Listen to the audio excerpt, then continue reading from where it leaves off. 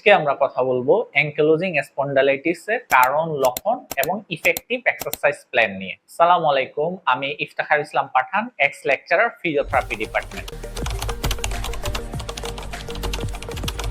Ankylosing spondylitis এটা মূলত এক ধরনের ক্রনিক আর্থ্রাইটিস। সোজা বাংলায় এটা এক ধরনের বাতরোগ। পেলভিক জয়েন্ট, স্যাক্রোইলিয়াক জয়েন্ট থেকে শুরু করে পুরো স্পাইন থেকে ঘাড় পর্যন্ত প্রদাহ শুরু হয়। ধীরে ধীরে প্রদাহ বাড়ার কারণে মেরুদণ্ডের যে ভার্টিব্রাগুলো রয়েছে তাদের মধ্যে ফিউশন তৈরি হয়, একটা আরেকটার সাথে লেগে যায়। এতে করে মেরুদণ্ডটি পুরোপুরি শক্ত হয়ে যায়। এই অবস্থাটিকে অ্যাঙ্কিলোজিং স্পন্ডালাইটিস বা বাতরোগ বলে। অ্যাঙ্কিলোজিং স্পন্ডালাইটিসের সঠিক কারণ এখনো পুরোপুরি নির্ধারণ করা হয়নি, তবে এটি জেনেটিক্যালি এবং বংশগতভাবে কিছুটা কানেক্টেড। সাধারণত যাদের HLA-B27 নামক এক ধরনের জিন রয়েছে তাদেরই AST পজিটিভ হতে দেখা যায়। অ্যাঙ্কিলোজিং স্পন্ডালাইটিস এর বেশ কিছু উল্লেখযোগ্য লক্ষণ রয়েছে যার মাধ্যমে আমরা বুঝতে পারি। 1 নাম্বার, সকালবেলা ঘুম থেকে উঠে অথবা বিশ্রামের পর পিঠে এবং কোমরে ব্যথা হয় এবং শক্ত শক্ত অনুভূত হয়। 2 নাম্বার, অ্যাক্টিভিটি বা চলাফেরা করলে ব্যথা কিছুটা কমে আসে। 3 নাম্বার,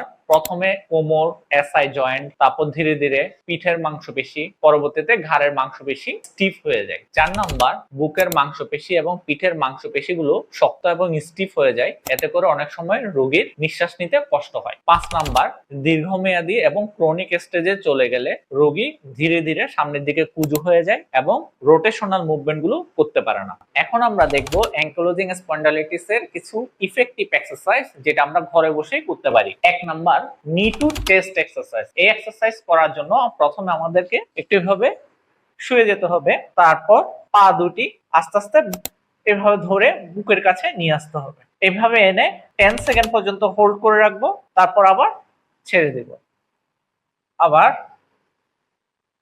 ছেড়ে দেব। এতে করে আমাদের স্পাইন, গ্লুটিয়াস মাসলে স্ট্রেস করবে। 2 নাম্বার, রোটেশনাল এক্সারসাইজ। এই এক্সারসাইজ করার জন্য আমরা একটা দেওয়ালের কাছাকাছি দাঁড়াবো, তারপর আমরা সোজা হয়ে দাঁড়িয়ে আস্তে আস্তে পিছনের দিকে দেওয়ালটা 2 হাতে টাচ করব। এভাবে 5 সেকেন্ড পর্যন্ত হোল্ড করে আবার সোজা হয়ে অপোজিট সাইডের দেওয়ালে টাচ করব। এতে করে আমার স্পাইনের মধ্যে রোটেশনাল মুভমেন্টটা ফ্রি হয়ে যাবে। 3 নাম্বার, ব্রিজিং এক্সারসাইজ। এই এক্সারসাইজ করার জন্য আমরা এভাবে সোজা হয়ে শুয়ে পড়বো, হাত দুটোকে এই পজিশনে রেখে পা দুটিকে সোজা করে রেখে তারপর আস্তে আস্তে কোমরটাকে উপরের দিকে উঠাবো, তারপর আবার আস্তে আস্তে নামাবো, আবার উপরের দিকে উঠাবো, আবার নামাবো।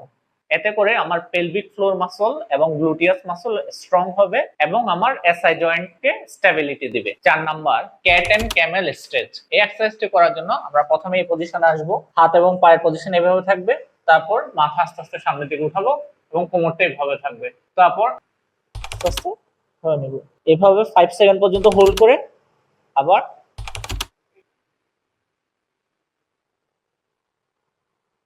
এতে করে আমার পিঠের মাসল স্ট্রেচ করবে এবং স্পাইনাল গ্যাপ তৈরি হবে। 5 নাম্বার, চাইল্ড পোজ এক্সারসাইজ। এই এক্সারসাইজটি করার জন্য আমরা প্রথমে এইভাবে থাকবো, হাতের পজিশন এবং পায়ের পজিশন, তারপর আস্তে আস্তে পিছনের দিকে যাব এবং যতটা পারি নিচের দিকে গ্রাউন্ড টাচ করব, তারপর আবার আগের পজিশনে আসবো, আবার আস্তে আস্তে গ্রাউন্ড টাচ করব। এভাবে 10 সেকেন্ড পর্যন্ত হোল্ড করব, তারপর আবার আগের পজিশনে ফিরে আসবো।